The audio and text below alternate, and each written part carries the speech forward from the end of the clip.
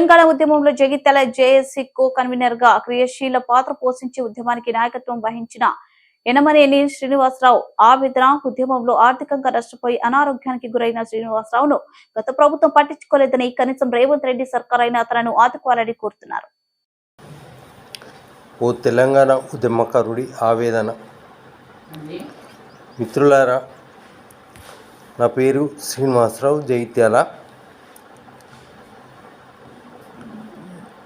జగిత్యాల తెలంగాణ ఉద్యమంలో జేఏసీ కన్వీనర్గా దివ్యాంగుడనైనప్పటికీ వందలాది మంది కార్యకర్తలను, ఉద్యమకారులను కోఆర్డినేట్ చేస్తూ రకరకాల నిరసన కార్యక్రమాలు, దీక్షా శిబిరాలు, రాస్తా రోకోలు, మానవహారాలు, వంట వార్పులు, దిష్టి బొమ్మ దహనాలు, కరీంనగర్ కవాతు, మిలియన్ మార్చ్ లాంటి ఎన్నో కార్యక్రమాల్ని చేస్తూ వాటిని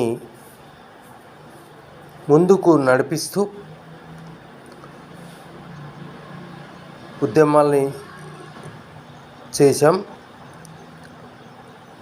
ఆయా ఉద్యమాల్ని చేసే క్రమంలో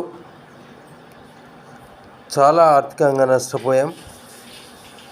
మాకున్న ఏకైక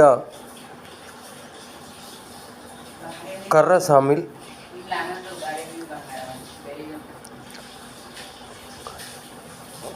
సామిల్ కూడా అమ్ముకొని ఆల్మోస్ట్ రోడ్డు మీద పడ్డ పరిస్థితి.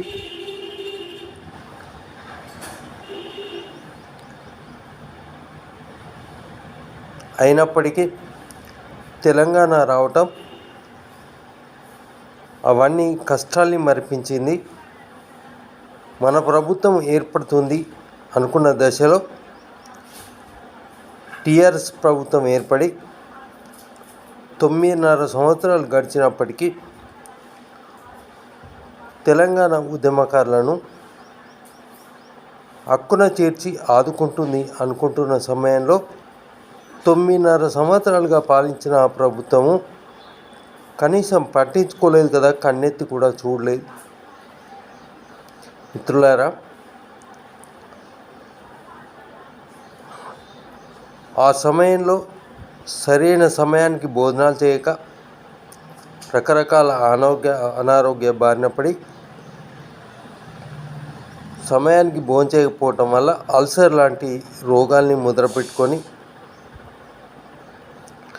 వైద్యాన్ని చేయించుకోలేక చివరికి ప్రాణాల మీదకి వచ్చింది.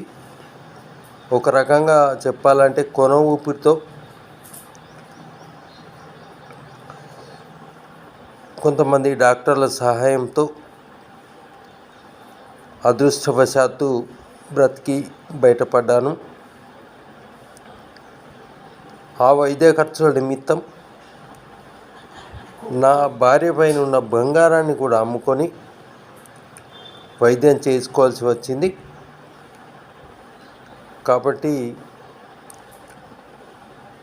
ఒక ఉద్యమకారుని ఆవేదన అందరూ అర్థం చేసుకోవాలని,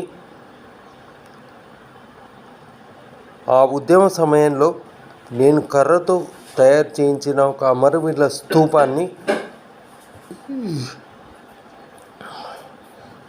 తెలంగాణ ఆవిర్భావ దినోత్సవ వేడుకల్లో 8 సంవత్సరాలుగా అదే కర్ర స్తూపాన్ని వాడుకొని కార్యక్రమాల్ని ఒడ్డెంకించుకొని నాకు మాత్రం మొండి చేయి చూపారు.